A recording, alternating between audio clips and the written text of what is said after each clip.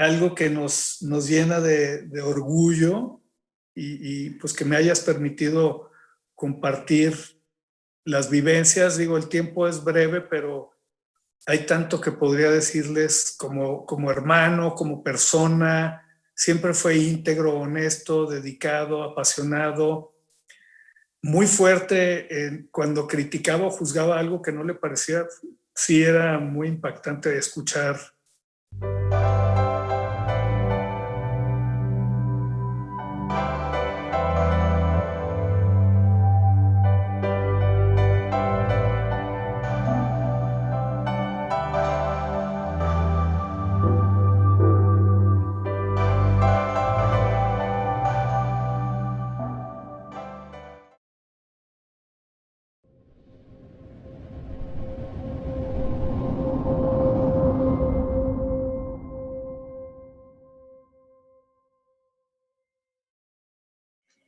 ¿Qué tal? Buenas noches. Hoy jueves 20 de enero del 2022 presentamos la emisión número 61 de nuestro programa Diálogos y Debates. Este programa, que es un espacio creado para dialogar sobre temas de la actualidad regional, nacional e internacional y debatir sobre temas diversos que consideramos merecen ser puestos en tensión. En esta edición dedicamos nuestro programa al movimiento antirracismo, liderado por Martin Luther King y varios representantes del movimiento antirracista de la comunidad afroamericana, cuyo compromiso con la justicia para todas las personas les ha costado la vida. En la sección de memoria histórica de Nuestra América, recordaremos a José Guadalupe Posada en el marco de su aniversario luctuoso. En la segunda sección pasaremos revista, como cada semana, a las noticias que trascienden la coyuntura y ya que considera nuestro equipo de producción, y aquí consideramos que vale la pena revisar.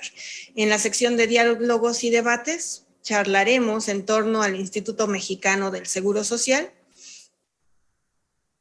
y en nuestra sección ¿Qué ver, qué escuchar y qué leer? Marco nos invita a explorar la película Don't Look Up o No Veas para Arriba. Cerraremos nuestro programa con la sección de Dialogando con el Arte y la Cultura y en esta ocasión rendimos un homenaje al artista plástico y músico Alberto Ibáñez Cerda, quien falleciera el pasado 25 de diciembre del 2021. Quédese con nosotros en los próximos 50 minutos y sin más, iniciamos con la memoria de Nuestra América. Me permito entonces hacer referencia a la obra y a la creación de José Guadalupe Posada. Él sabemos que su magna obra, no su magna obra, pero sí la más reconocida es la que conocemos como la Catrina, que era la calavera garbancera, y sabemos que sus calaveras tienen este sello político, ¿verdad? Entonces haremos una mirada a este artista, José Guadalupe Posada, quien en un día como hoy, en 1913, falleciera y bueno, José Guadalupe Posada nació en la ciudad de Aguascalientes el 2 de febrero de 1852 y el 20 de enero de 1913 fue que falleció. Su compromiso a partir de la expresión de su arte a través de grabados y dibujos, caricaturas y demás, siempre estuvo muy vinculado con una clara mirada política, ¿verdad? Su partidario de las causas sociales, una denuncia pública de la forma de dominación y de las inequidades económicas sociales que existían en el México prerevolucionario, pues lo vemos claramente en su creación, ¿verdad? Él trabajó a partir de esta creación de ilustraciones satíricas, donde se burlaba precisamente con esta creación de los esqueletos, que los veíamos teniendo pues, tan humanos como somos, ¿verdad? Y como esta representación para burlarse de los políticos corruptos, de la burguesía o la aristocracia de la época y demás, y que quedó plasmado en varias de sus ilustraciones y sus grabados, ¿verdad? Sabemos que su ingenio trasciende fronteras y pues se centró mucho en la denuncia de las injusticias que observaba durante el porfiriato, utilizando esta creativa creación con las calaveras de retratar precisamente la realidad que él observaba.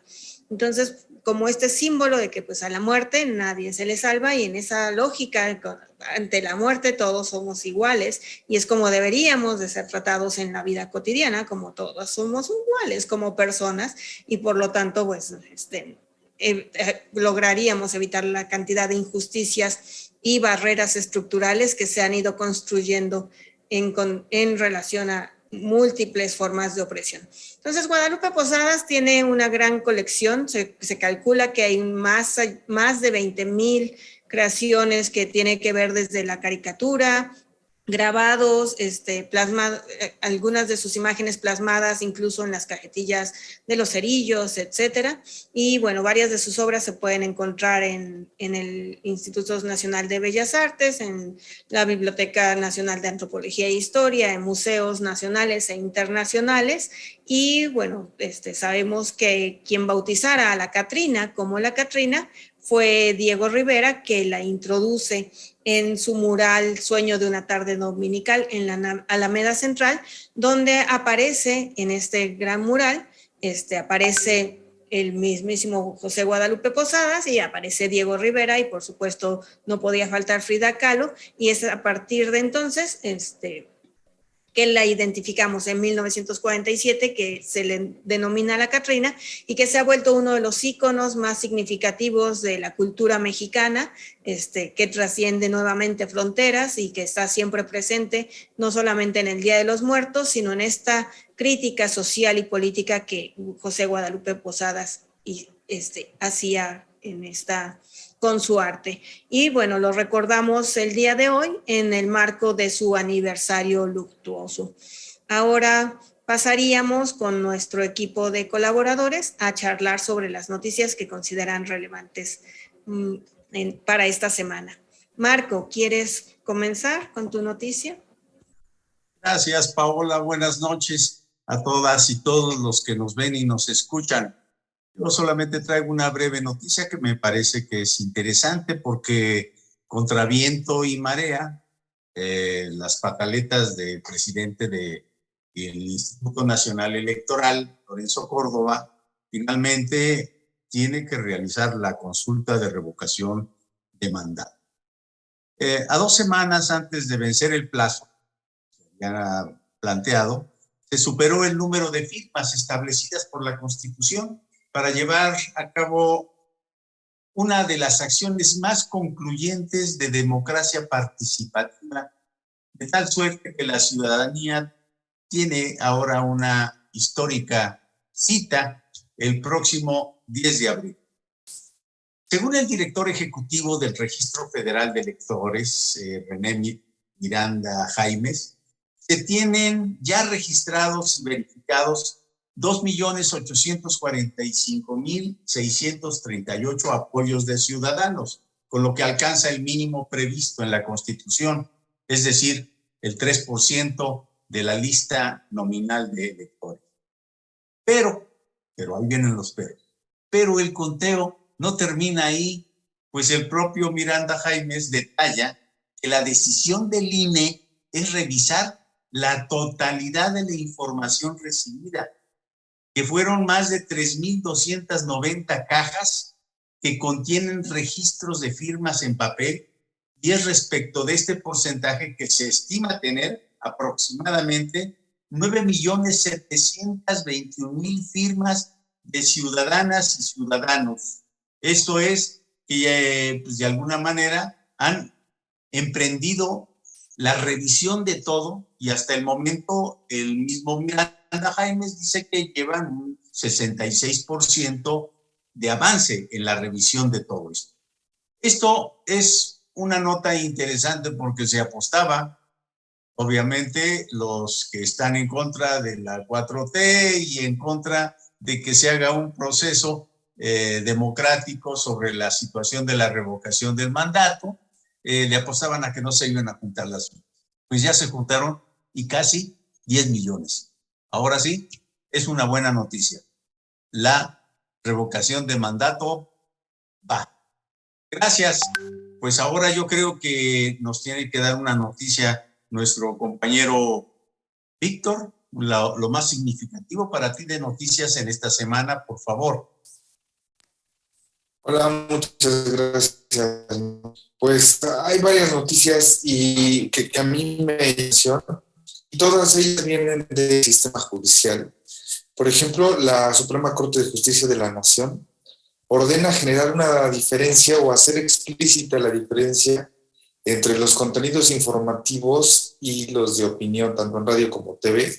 Todo esto con la finalidad de combatir la infodemia, porque muchas veces, pues ya sabes, hay opinólogos en todos los medios, como aquí su servilleta, pero pues no todos se fundamentan como el esfuerzo que aquí se hace, sino que pues muchas veces en radio y televisión están pues casi como si fueran sicarios, tratando de venderse al mejor postor y de manipular la verdad para generalmente llevar la contraria a el gobierno actual.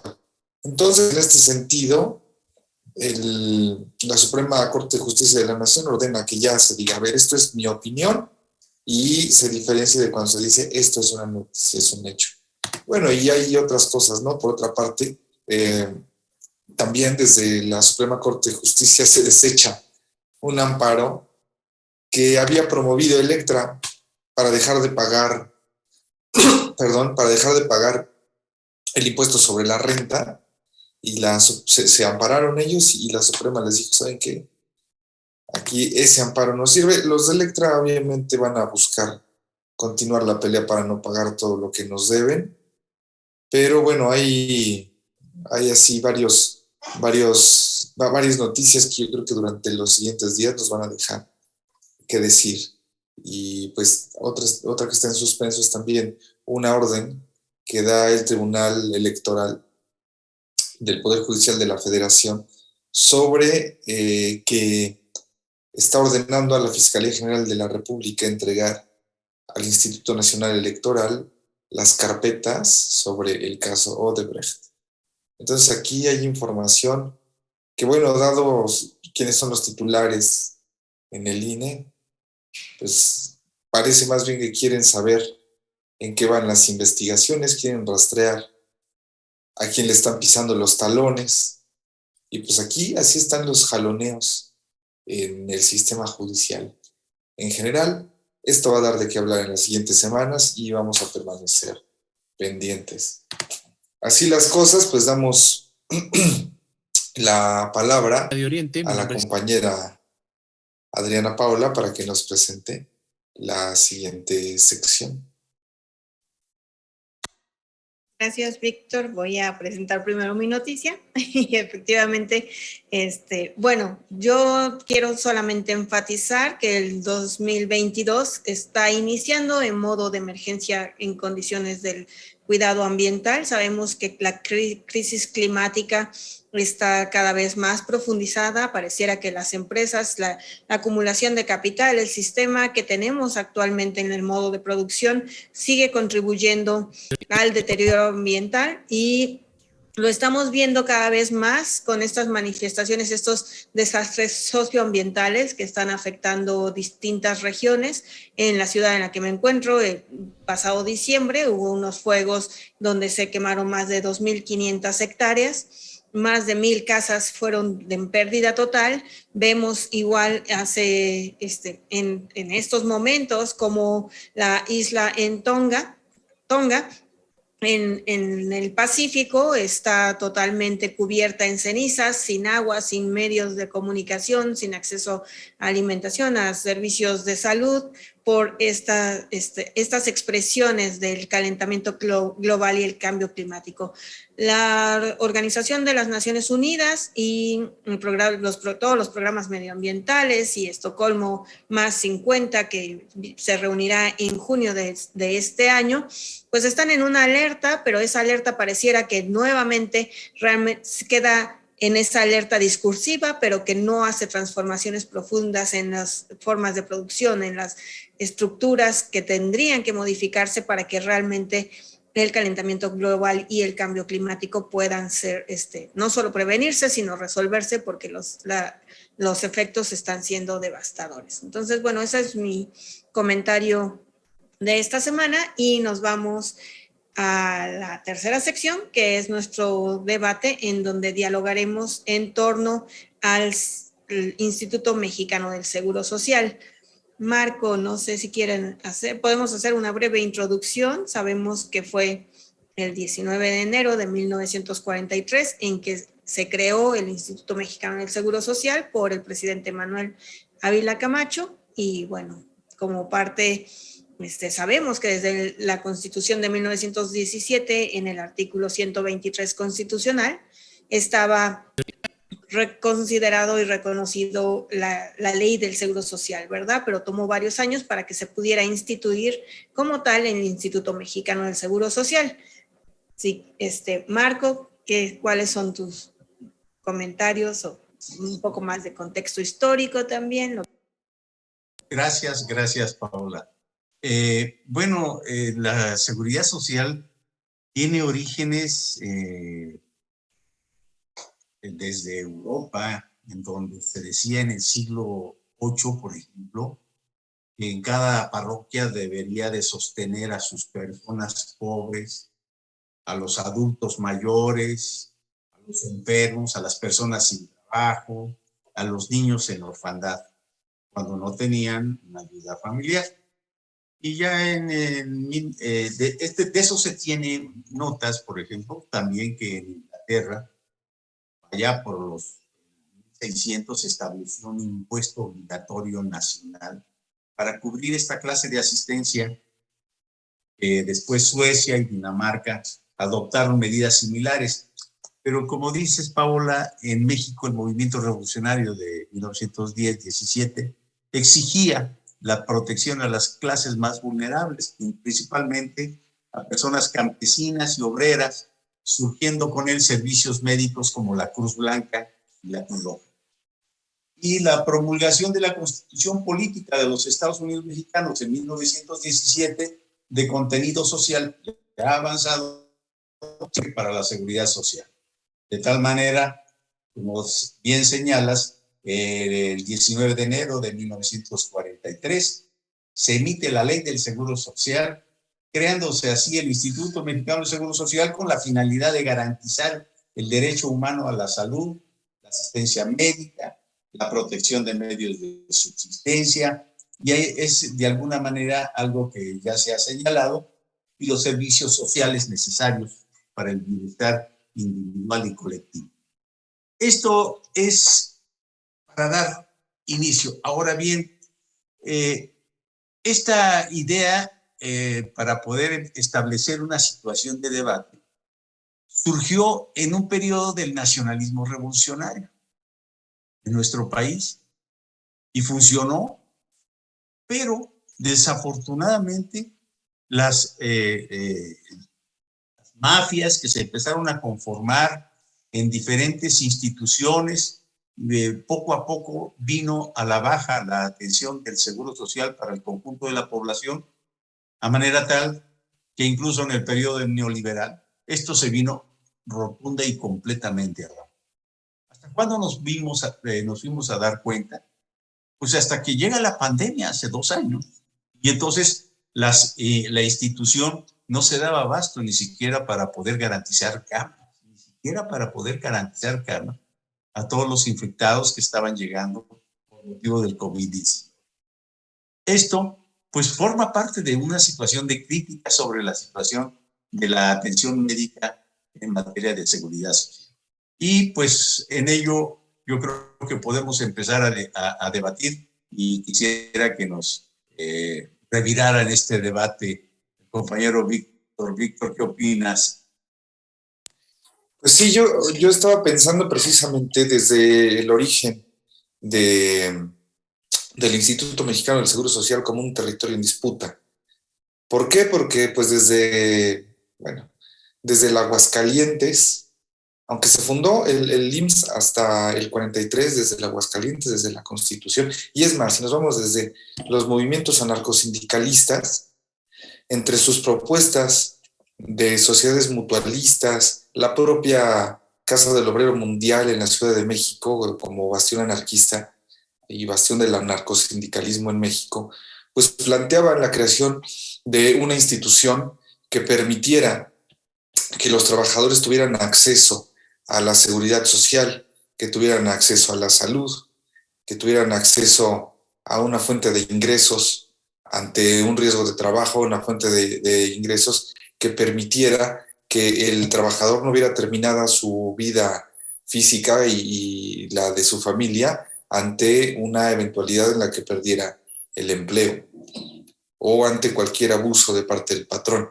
Entonces, desde su creación y desde las propuestas que se fueron realizando, pues podemos decir que el Instituto Mexicano del Seguro Social, pues es una institución que ha estado en disputa. Quienes empezaron a proponer una institución de esta naturaleza desde antes de la Revolución, después durante el Constitutivo, la reunión de todas las facciones que hubo en la Revolución, pues se planteaba su creación, y durante varias ocasiones, ya en intentos de generar una institución con estas características, pues había sido rechazada su fundación, ¿no? Porque pues los patrones siempre encontraban como un punto negativo el hecho de tener que aportar para la salud del trabajador. Ellos nos consideran como sujetos reemplazables, y ha sido siempre la lucha sindical, la lucha desde el frente anarquista, la lucha desde el frente socialista, la que ha permitido que esta institución venga avanzando en la consecución del bienestar de los obreros y de la salud. Ahora bien, como tú dices, el Instituto Mexicano del Seguro Social, con el que se encontró la 4T, pues fue ya un instituto endeudado, casi desmantelado, y sobre todo a partir de un personaje que inició siendo, bueno, no inició ahí, él tiene una carrera más bien larga, pero que en el inicio del gobierno de Vicente Fox se convirtió en un gran combatiente de la oligarquía dentro del Seguro Social. Me refiero a Santiago Levi Algasi, que se ha caracterizado siempre por tener un corte tecnócrata en sus ideas y desde su formación, y que, bueno, se convirtió en un enemigo de los trabajadores desde que tenía su formación en Estados Unidos, y que al llegar al Instituto Mexicano del Seguro Social se le vino encima una huelga porque pues pensó que podía cambiar las cosas de manera muy fácil, pero a pesar de que no logró terminar su proyecto, sí hizo bastante daño, y lo continuaron las administraciones de Calderón y de Peña Nieto, y hasta ahora con la 4T pues se está invirtiendo en el Seguro Social, y se hace evidente que lo que en muchos países ha costado vidas, pues aquí en México todavía lo podemos mantener y se puede fortalecer cuando hay la correlación de fuerza suficiente para que un proyecto lleve y enarbole la voluntad popular de tener acceso a la educación, de tener acceso a la salud, de tener acceso a la vivienda y a todo aquello que nos permite desarrollarnos como humanos integrales. Ahí voy yo a meter mi cuchara. Efectivamente, creo que toda esta vertiente anarcosindicalista revolucionaria que exigía esta seguridad social, y todos estos antecedentes que bien señala Marco, que no son novedosos, ¿no? Sino vienen, son antiguos en Europa y en muchos otros países. Y bueno, en México revolucionario tuvo como esa posibilidad, ¿no?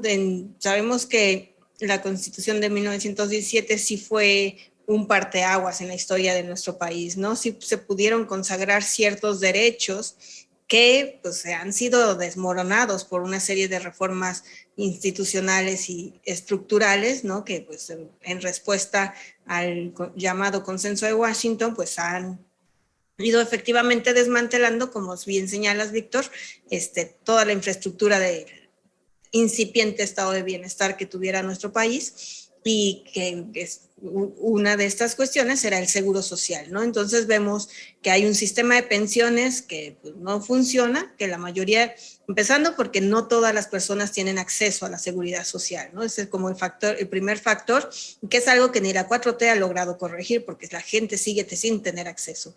No hay un sistema de pensiones que garantice, pues digamos, una vejez tranquila para la mayoría de nuestra población.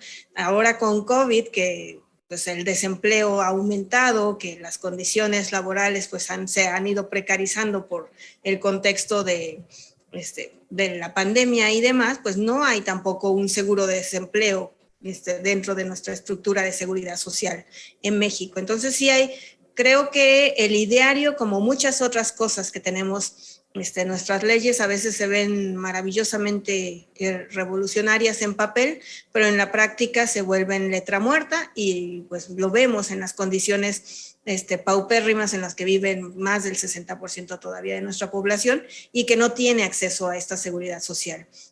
Creo que aquí el debate es precisamente eso: qué capacidad tienen los gobiernos progresistas, por así decir, que también tengo mis cuestionamientos, no puedo señalar toda una estructura. Sabemos que hay gente progresista dentro de la 4T, pero también sabemos que hay una serie de entramados muy complejos, y habría que ver cuáles son las condiciones realmente operativas, administrativas de estos gobiernos para poder garantizar la seguridad social a la mayoría, sino es que a toda la población, que es lo que debería de verse.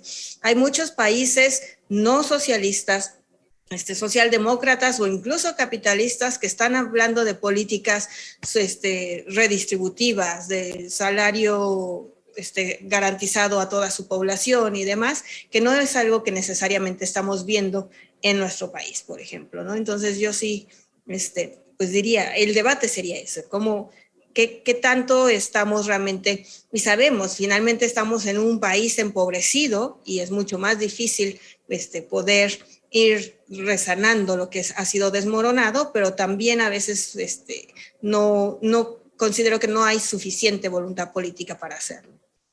Y además muchas veces puede ser también el desconocimiento de cómo hacerlo. O también la falta de voluntad no política, sino económica de los agentes que actúan aquí, porque puede haber toda la voluntad política de parte de un gobierno, pero si no existe la voluntad económica del empresariado, pues entonces aquí se atora porque se amparan, porque proceden fuera de la ley, violando la legislación laboral, por ejemplo. Entonces aquí yo creo que más que señalar a los gobiernos progresistas o no como quienes fallan, en realidad estamos hablando de un empresariado completamente egoísta que se rehúsa a otorgar, bueno, no otorgar, sino simplemente cumplir con los derechos de los trabajadores. Yo creo que aquí los gobiernos, cuando son gobiernos progresistas, hacen todo lo que está dentro de sus atribuciones para que quien tiene que pagar, porque es quien se beneficia, me refiero al empresario, de la labor de los trabajadores, pues lo haga. Entonces aquí yo señalaría como eje o como punto central del cumplimiento de estas obligaciones a los empresarios, no a los gobiernos. Los gobiernos están ahí para apoyar, y la correlación de fuerzas muestra que hay una voluntad y se sigue la voluntad popular, que es de tener bienestar. Aquí a quienes hay que presionar y a quienes hay que señalar como culpables de que los derechos de los trabajadores no se cumplan es a los patrones, desde mi punto de vista. Creo que es una mezcla de ambos.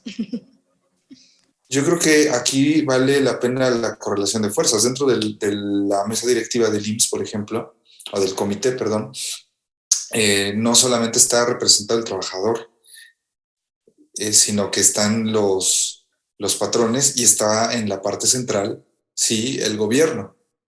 Y un gobierno tiene que jugar con esta correlación de fuerzas, ¿no? Cuando hay una legitimidad y un empuje popular, pues obviamente existe una mayor maniobrabilidad de parte de esos gobiernos, pero siempre hay un peso de parte del lado empresarial, y si no se señala directamente al culpable, pues uno se va con la fantasía de señalar al mediador.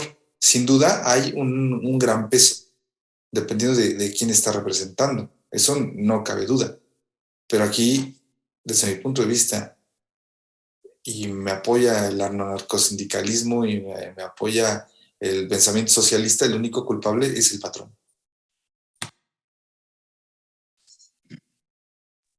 Pero recuerda que también el patrón puede hacer en la medida que se le deja hacer, porque ahí es donde los marcos jurídicos tendrían que valer, que hacer ese contrapeso, ¿no? Si no se está logrando tener ese ejercicio de legitimar procesos que permitan que la seguridad social pueda ser garantizada, y bueno, sabemos que sí es el patrón, pero que sí tiene que haber estructuras gubernamentales que obliguen a estas, ¿no? Sí, claro, hay un equilibrio de poderes. Por ejemplo, puede haber toda la voluntad política de parte de un Congreso o de buena parte de la mayoría del Congreso y del Poder Ejecutivo, pero si el Poder Judicial otorga amparos para que la ley no se cumpla, como ha estado sucediendo, pues también aquí vale la pena también tomar en cuenta la correlación de fuerzas y el equilibrio entre los poderes del Estado, no señalar al Ejecutivo como el artífice de todo. Yo creo que es importante ampliar un poco el análisis a este respecto. No sé qué piensa el compañero Marco, aquí por ejemplo. Te puedo decir, mira, sí, efectivamente depende de la correlación de fuerzas, pero también cuando vemos gobiernos progresistas que llevan más de 60 años realizando actividades con respecto a la seguridad social y la garantía de los servicios médicos a la población. Yo pongo, por ejemplo, como el caso de Cuba. Cuba nos pone justamente el ejemplo. Ahí sí efectivamente se ha realizado toda una actividad poco a poco con un conjunto de restricciones, lo sabemos. Y además ha sido las instituciones de salud cubana y las instituciones médicas cubanas y todo que está perfectamente enlazado en un país en donde ha diseñado la situación de la necesidad de garantizarle a la población el servicio y la seguridad social en materia médica, lo han logrado. Lo han logrado y hoy, por ejemplo, pues es los efectos estos que comentaba al principio sobre la situación de la pandemia. Cuba nos ha demostrado que va muy adelante. Esa es un faro, Cuba es un faro en materia de salud que yo creo que habría que tomar en consideración. No copiarlo, pero sí buscar las rutas para poder alcanzar y entrelazar mecanismos que nos garanticen efectivamente la seguridad social para todos los mexicanos, sobre todo en materia de salud. Yo creo que aquí señalas un punto importante porque, por ejemplo, cuando se habla de seguro social, de repente recurre, y los esquemas mediante los cuales están calculados tienen un algoritmo actuarial que calcula uno de los componentes, que es el riesgo de trabajo. Por ejemplo, lo calcula de acuerdo a la probabilidad de que suceda un accidente y se carga este riesgo de trabajo al patrón. Y no toma en cuenta simplemente el derecho que tiene cualquier persona de tener salud. Entonces aquí este enfoque de aseguramiento y de diferenciación de cuotas muchas veces sirve como una manera de desincentivar a los patrones para dar su aportación real. Y cambian. Entonces, una lógica en la que un seguro sea universal y en el que pues, el patrón tenga que aportar, independientemente de los niveles de riesgo, que hay que discutirlo, ¿no?, más a profundidad, pero en donde la aportación siga unas reglas que permita que los incentivos sean distintos, podría mejorar esta situación. Lo digo refiriéndome estrictamente, por ejemplo, al enfoque del INSABI, el Instituto de Seguridad para el Bienestar, cosas así, que le tiene un enfoque no basado en este tipo de estudios actuariales, sino en brindar el acceso a la seguridad social, a la salud, a toda la población, independientemente del nivel de riesgo en el que se encuentre. Pues creo que esta es una señal bastante clara de la voluntad política y de un cambio de enfoque en los esquemas de aseguramiento. Y ahí voy a entrar nuevamente yo, porque aquí el informe de la misma 4T, el último informe sobre el Seguro Social, señala que hay 12.3 millones de mexicanos sin seguridad social. Y esto implica, por lo tanto, o sea, estos mexicanos son los que se van a voltear y van a decir, no me importa la voluntad política que pueda tener el presidente si yo me puedo morir y no tengo cómo morirme, ¿no? O dónde sanarme o dónde curarme. Y en ese mismo informe señalan en los sectores obreros, patronales y gubernamentales tenemos que hacer un énfasis en cuidar el equilibrio de la suficiencia financiera y la atención con calidad y oportunidad al derechohabiente. Nuevamente se centra en el derechohabiente, que sigue siendo limitado. Sabemos que efectivamente los patrones van a reportar a 50% de su personal y el otro 50% va a quedar sin seguridad social. Sabemos que las universidades contratan por hora y casi a destajo para no tener que pagar ningún tipo de prestaciones. Sabemos que efectivamente hay un sistema que permite y sigue legitimando esto. Aunque supuestamente se reguló el outsourcing, sabemos que se siguen llevando prácticas. Entonces dice uno, ¿dónde está la voluntad política? Ya se hicieron las reformas necesarias y se sigue reproduciendo esas prácticas. Entonces, finalmente se hacen de la vista gorda y porque no les conviene. O sea, también saben que terminarían perdiendo adeptos, que les golpearían más políticamente si señalaran todas estas deficiencias que sabemos que están sucediendo, todas estas corrupciones que siguen suscitándose. Pero bueno, nos estamos pasando de tiempo y todavía nos falta que Marco nos invite a la siguiente. Nada más una cosa, me gustaría hacer énfasis en un enfoque práctico. No me estoy refiriendo al pragmatismo, sino a un enfoque práctico en el que tome en cuenta las finanzas, porque las medicinas lamentablemente cuestan, la salud a nivel internacional sigue siendo un negocio, y que la voluntad política, insisto, no depende o no es lo que define todo, sino que ahí debe haber una voluntad económica.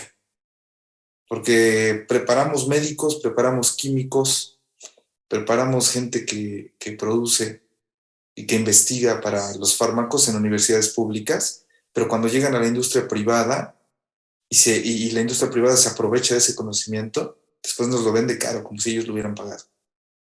Y ahí solo tiene que ver con voluntad política de los gobiernos. Porque existe un agente empresarial que tiene capacidad para poder boicotear, para poder golpetear mediáticamente e incluso generar, desde mi punto de vista, cortinas de humo falsas para señalar a alguien que no es el culpable y que simplemente va por la ruta más práctica, porque controlar un estado, una nación, es bastante más complicado que la simple voluntad política. Eso pienso. Bueno, una disculpa a Marco. Marco, ¿qué nos recomiendas esta semana? ¿En qué ver, qué leer, qué escuchar o a dónde ir? Miren, yo les recomiendo algo. Si quieren ver una película irónica y revolcarse de risa, vean esta película protagonizada por Leonardo DiCaprio, ¿sí? Dice, no mires arriba, don't look up. Habla de una situación de que unos astrónomos descubren que un cometa, algo que luego a veces en nuestra cabecita no funciona, viene un cometa justamente y va a impactar a la Tierra. Pero en Estados Unidos, la Casa Blanca, encabezada por una presidenta que está realizando trabajos de campaña, una presidenta algo así como un símil de Hillary Clinton, o una de las amantes de Bill Clinton, que también las tuvo, encuentra que la amenaza del cometa efectivamente viene a entorpecer sus planteamientos de campaña, sus propuestas, etc. Y bueno, les avienta en encima a todo el conjunto de los medios, la prensa, para decir que eso es una mentira, etcétera, y que lo más seguro es que la situación es muy difusa y que a lo mejor es una provocación rusa, etcétera, etcétera. Pero entonces la presidenta piensa que le viene como anillo al dedo hacer con esto, aprovechar en su campaña y poder elevar el rating electoral. Bueno, y entonces deciden que es necesario enviar naves nucleares para que impacten al cometa y lo puedan deshacer y ya se desvíe. Pero en ese momento llega, así como es en plena comedia, aparece un empresario, dueño de una corporación tecnológica, algo así como si fuese un Bill Gates o un Steve Jobs, muy cool, muy New Age, que anuncia que el cometa tiene los recursos minerales y le sopla al oído a la presidenta para que los Estados Unidos puedan recuperar la supremacía y liberarse, lo que en ese momento implicaba liberarse de la pata de oso panda chino que estaban sometidos por los chinos. Bueno, es de risa esta película es increíble. Bueno, pero entonces resulta ser que es un negocio redondo porque le dice que el cometa tiene una gran cantidad de riqueza y que han diseñado los cohetes para que vayan a estallarle al cometa de tal manera que vayan a caer al Pacífico e inmediatamente recuperar todo ello. Bueno, ya no les digo cómo termina esta situación. Es increíble la manera como termina. Y alguien dijo hace poco que era más difícil imaginar el fin del mundo que el fin del capitalismo. La comedia de DiCaprio propone exactamente lo inverso. Seguir así, el capitalismo nos lleva al fin, con la salvedad de que hoy nadie cree en ese tipo de augurios de la fatalidad. Simplemente porque la fatalidad forma parte del espectáculo. El argumento central de la película es realmente otro. Si la ciencia se ha convertido en un dispositivo para legitimar a los negocios y el poder, ¿quién va a confiar en las predicciones y las supuestas certezas que emanan de sus noticias? Casi una alegoría exacta de la situación creada por la pandemia del COVID-19. Hay que verla, hay que reírse y hay que reflexionar. Se las recomendamos aquí en Diálogos y Debates. Esta película, no mires arriba, véanla, se van a morir de risa de una película que es justamente la meta de la ironía. Bueno, ahora vamos a pasar a la última sección porque Adriana Paola presenta a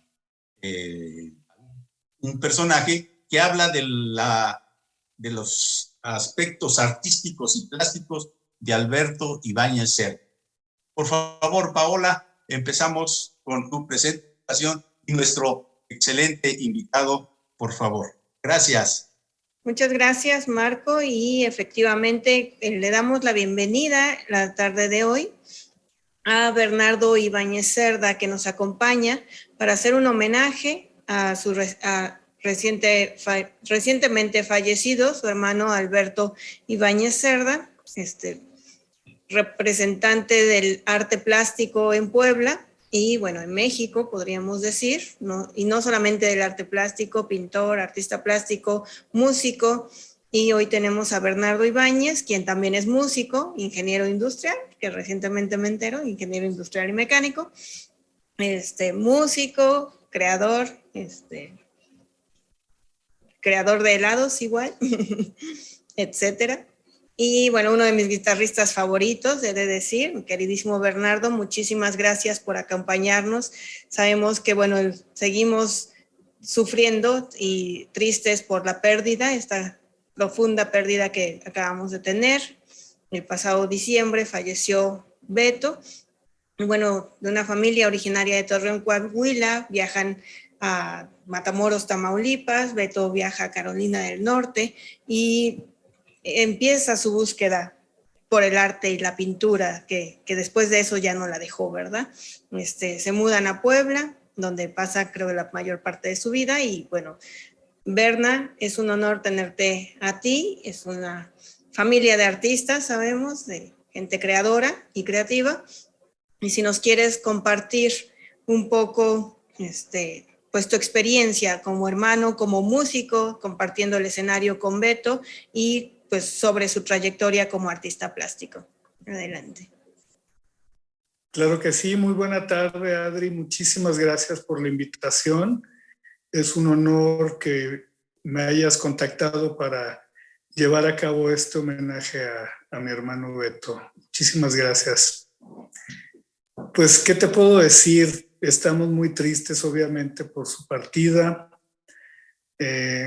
Fue difícil el proceso, pero hablemos mejor de lo que deja él como un gran legado en el arte, que fue prácticamente su pasión y a lo que vino en esta vida. Él se entregó apasionadamente e intensamente al arte, a la pintura y prácticamente a todo lo que hacía, ¿no? Cuando joven, pues siempre fue muy estudioso, muy aplicado, nunca dejaba nada a medias, ¿no? O era todo o nada. Entonces, así fue también su paso por el arte y su entrega total. Él no daba el 100%, él daba pues, el 200, el 300, no sé, daba mucho, mucho, mucho, mucho. Entonces, en ese sentido, pues hay una... Digo, como son los genios creadores, ¿no? Ese compromiso, esa pasión con lo que crea.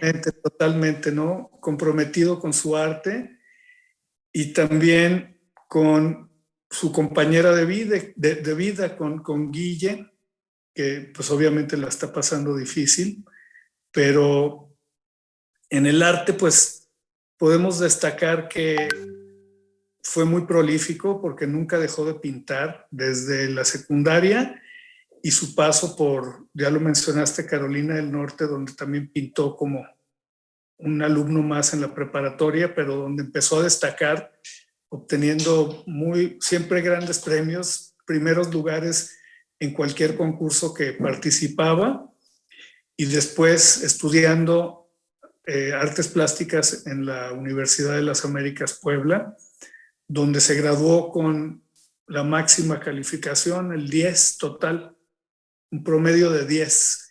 No sé quiénes o cuántos alumnos obtengan un 10 de promedio en toda su carrera, pero él así lo obtuvo.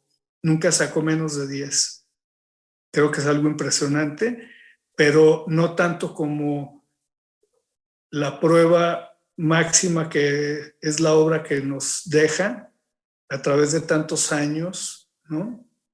Pintó todos los estilos, usó todas las técnicas, siempre se preparaba antes de llevar a cabo una obra o una serie de pinturas, porque él pintaba como por series, por épocas, se le metía una idea o un tema en la cabeza y lo desarrollaba desde la preparación previa, estudiando, leyendo mucho, y luego ya plasmaba sus conceptos de acuerdo a lo que pues él quería manifestar, ¿no?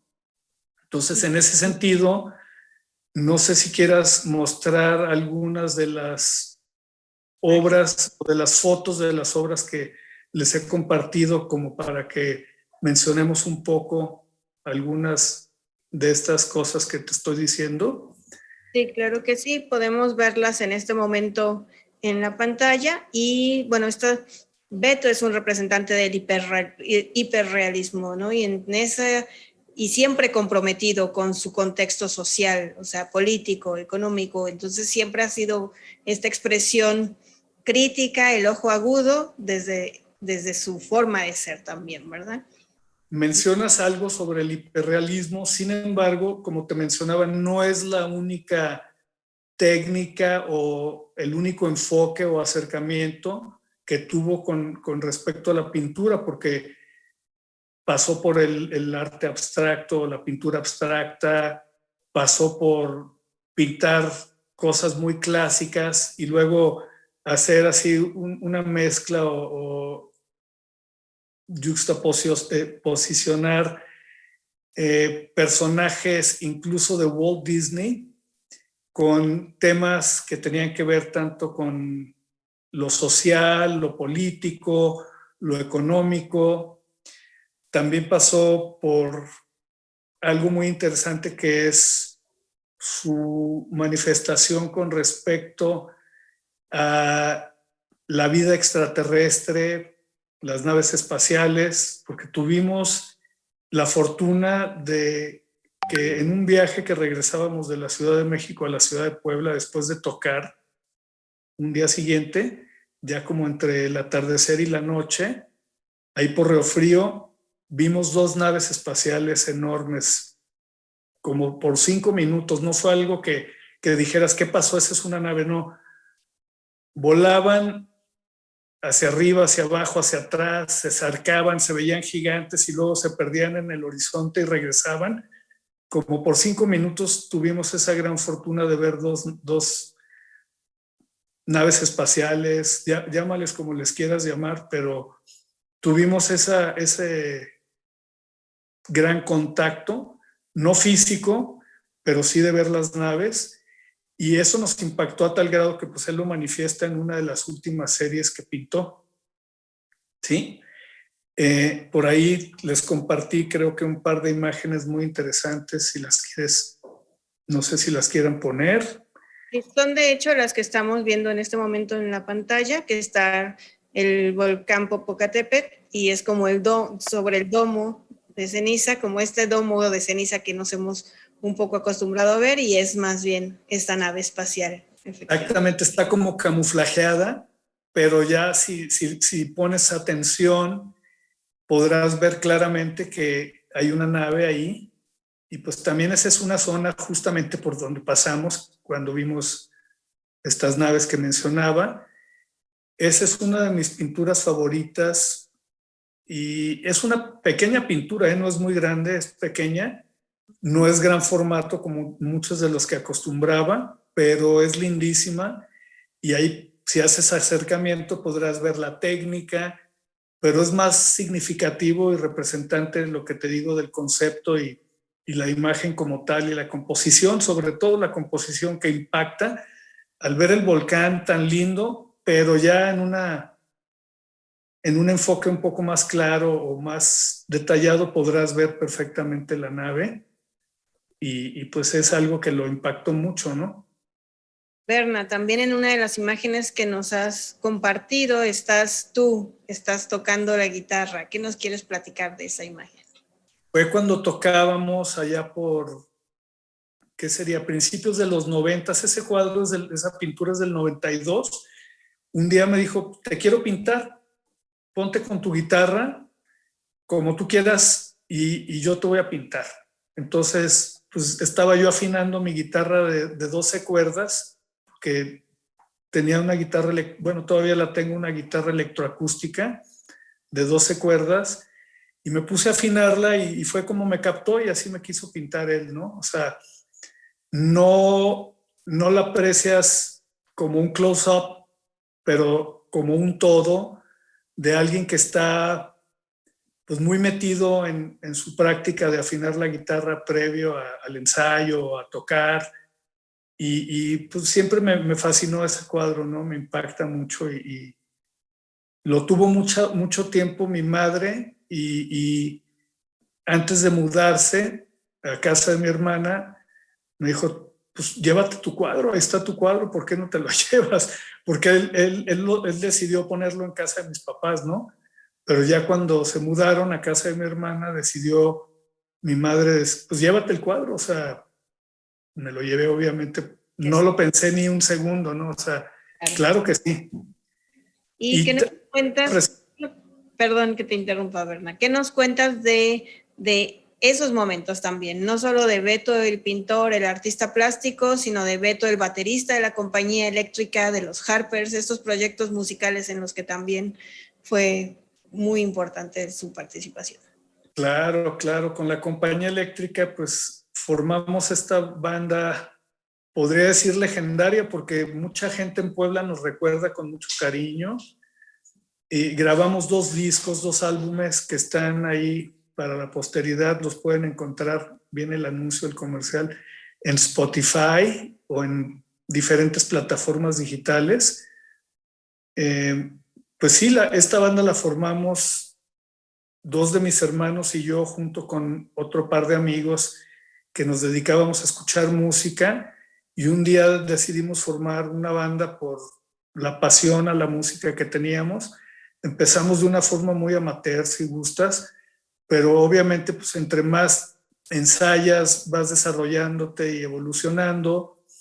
Nuestra idea siempre fue componer material original. Prácticamente nosotros no pasamos por el tema de hacer covers o tocar covers de otras bandas, sino si vamos a hacer una banda, vamos a tocar música original. Obviamente Beto y yo ya habíamos tocado en otras bandas previas donde ya habíamos pasado por el hecho de tocar algunos covers, pues como empieza todo el mundo, pero no era tan significativo como ese gran paso que dimos al formar la compañía eléctrica, que la intención era componer música original en español. En el segundo disco hay algo de material en inglés, pero pues sí, ahí Beto puedes escucharlo y darte cuenta de su pasión, en este caso por la batería y por la música, porque le pegaba con unas ganas, una fuerza y una pasión y una intensidad. Alguien por ahí recientemente, Hugo, uno de los periodistas más importantes en la música poblana, escribió una reseña de que Beto empezaba a tocar y acababa sin camisa, sudando, empapado de las ganas que le pegaba la batería, ¿no? Con todo, y pues muy intenso, ¿no? Siempre fue muy, pues era como una maquinita que nos guiaba y nos llevaba y le daba durísimo. Y digo, sí, todos ensayábamos y nos preparábamos para esas grandes presentaciones que siempre fueron muy importantes, que llevamos a cabo ahí en la ciudad de Puebla. Llegamos a tocar también en la Ciudad de México, en Oaxaca, en Zipolite, Puerto Escondido, Veracruz. Y pues siempre la gente nos recuerda con cariño, ¿no? De repente, hace un par de años, en uno de estos festivales de música de la Ciudad de México, en el Corona Fest, que le llaman, de repente se nos acercaron a mí y a Sergio, mi hermano, el cantante, 2 personas. Ah, ustedes son de la compañía eléctrica, ¿verdad? O ni siquiera nos preguntaron, más bien nos dijeron, ah, la compañía eléctrica de Puebla. O sea, imagínate en un festival donde te topas con 90,000 almas y que nos reconocieran así tan, ¿no? O sea, ustedes son la compañía eléctrica. O sea, fue como muy lindo, que todavía hay gente que se acuerda, porque te puedo decir que no fuimos una banda masiva o popular, porque nosotros grabamos de forma independiente. Obviamente buscamos tratar de que alguna de las empresas o sellos discográficos importantes de la época nos firmara, pero estaban como muy enfocados en el rock con tintes latinos, y nuestra música pues no tenía nada de eso, no era como más relacionada con la música inglesa, la música americana. Pues fue lo que escuchábamos de niños, ¿no? Beto le encantaban bandas americanas y bandas inglesas, desde Led Zeppelin, Grand Funk, los Beatles, ¿no? The Beatles y tantas bandas de rock clásico.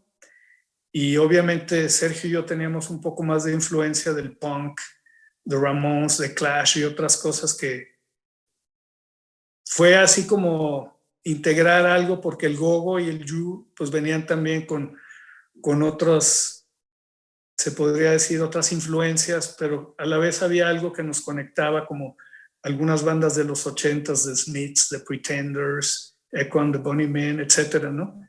Pero regresemos al tema de Beto, que creo que es por lo que estamos aquí teniendo esta charla. Claro que sí, pues muchísimas gracias, Bernardo, y no sé si hay algo con lo que quisiera cerrar este homenaje que le rendimos a Beto. Nuevamente podemos repasar sus imágenes, si hay alguna sobre la que quisieras enfatizar. Pues la última que les envié, donde está el rostro de una persona, no sé si es afroamericana o simplemente africana, pero es negro, es un negro, o se le podría decir. Este es de la serie que se llama Los dioses deben estar, bueno, este cuadro se llama Los dioses deben estar locos, ¿sí? Y este cuadro nos impactó mucho a mí y a Laura, mi esposa, cuando lo vimos, y es un cuadro, a mí me encanta todo lo que mi hermano ha pintado, es mi pintor favorito de todos los pintores de todas las épocas. O sea, suena muy fuerte y podría ser como que porque es mi hermano y eso, pero no. A mí me encanta el arte, me gusta mucho la pintura de todas las épocas. Hemos ido a muchos museos, leído y visto tantos cuadros, tantas pinturas, pero pues siempre me ha impactado lo que él ha hecho, y desde muy joven pues yo decidí que su arte era lo que más me gustaba, y siempre ha sido mi pintor favorito. Este cuadro tiene mucha importancia porque fue el último cuadro que firmó en vida 2 días antes de fallecer, y además está dedicado a mí y a mi esposa, y pues es algo que no tiene valor para mí, ¿no? O sea, es un cuadro digno de estar en un museo, como toda su obra. Realmente él nunca quiso pintar de forma comercial, sino siempre fue un compromiso del artista, y vivió como artista, ¿no? O sea, de su pintura, y obviamente daba clases, pero nunca se comprometió a pintar cosas que no fueran algo que no le atrajera, o que no tuviera un significado o cierta importancia para él, ¿no? Como es difícil vivir del arte, todos lo sabemos, y él pues así decidió vivir, ¿no? O sea, yo en algunas ocasiones le llegué a comentar, oye, pues ¿por qué no pintas algo que sea un poco más accesible para la gente, ¿no? El típico cuadro que puede ir en la sala de una ama de casa, ¿no?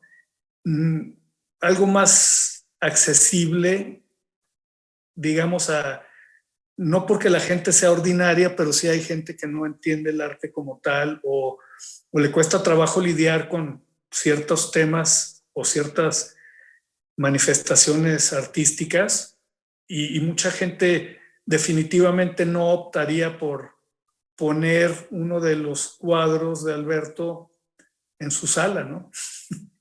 Porque el ama de casa pues busca el cuadrito de las florecitas, qué sé yo. No sé, no quiero juzgar ni criticar a las amas de casa, pero su compromiso con el arte era íntegro, nunca se prostituyó, digamos, utilicemos esa palabra que es muy fuerte, pero que es justamente la que marca eso que te digo, porque sus cuadros son cuadros que merecen y deben estar en los museos, no nada más en México, ¿no? Sino en cualquier parte del mundo, porque es una obra universal, tiene significado universal, y en especial este cuadro que te digo, el último, nos impactó de tal manera que bien podía estar en el Louvre, en el National Gallery, en cualquier museo. Entonces, eso es lo que quisiera decir ya para finalizar. Y no sé si tú tengas, de los que te envié, algún cuadro que te haya atraído o que quieras comentar o decir algo antes de cerrar, si todavía el tiempo lo permite. Sí, muchas gracias, Bernardo. Pues también dejaría abierto si, no sé si Víctor o Marco tienen algún comentario. A mí igual comparto contigo que me gusta mucho la obra de Beto. No conozco toda, no puedo decir que conozco toda, porque además empezó a pintar hace mucho tiempo, pero sí he tenido la posibilidad de conocer varias de sus expresiones artísticas y conocerlo en distintos espacios, el espacio musical y demás. Y bueno, sé la calidad de persona y la madera en la que están de la que estaba hecho y bueno, que comparte obviamente con ustedes, con su familia, sus hermanos. Y pues, a eso nos reunimos hoy, a brindarle este tributo, honrarlo y saber que lo vamos a extrañar, por supuesto. Claro, y yo les agradezco infinitamente esta invitación porque pues no es más que algo que nos llena de orgullo y pues que me hayas permitido compartir las vivencias. Digo, el tiempo es breve, pero hay tanto que podría decirles como hermano, como persona. Siempre fue íntegro, honesto, dedicado, apasionado, muy fuerte cuando criticaba o juzgaba algo que no le parecía.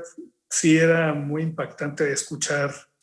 Recientemente me escribió una de sus alumnas, porque como dio clases en varias universidades, me dice que cuando ella presentó su obra, ella iba pues muy orgullosa y muy emocionada de presentar un trabajo, y Beto pues fue muy fuerte con la crítica que emitió sobre la obra de esta niña, que ella quedó destrozada. O sea, prácticamente utilizó una palabra fuerte y dijo, hizo mierda mi obra, ¿no? O sea, qué fuerte que alguien diga eso, pero eso le cambió la vida a esta chica. Dice que ella empezó a ver el arte desde otra perspectiva, de otra manera, la hizo recapacitar y entender muchas cosas, y eso le permitió admirar mucho y respetar mucho el trabajo de mi hermano, tanto como profesor como artista, ¿no? O sea, fue algo muy impactante y muy fuerte. Muy bien, pues muchísimas gracias, Bernardo. Marco, Víctor, no sé si tienen algún comentario.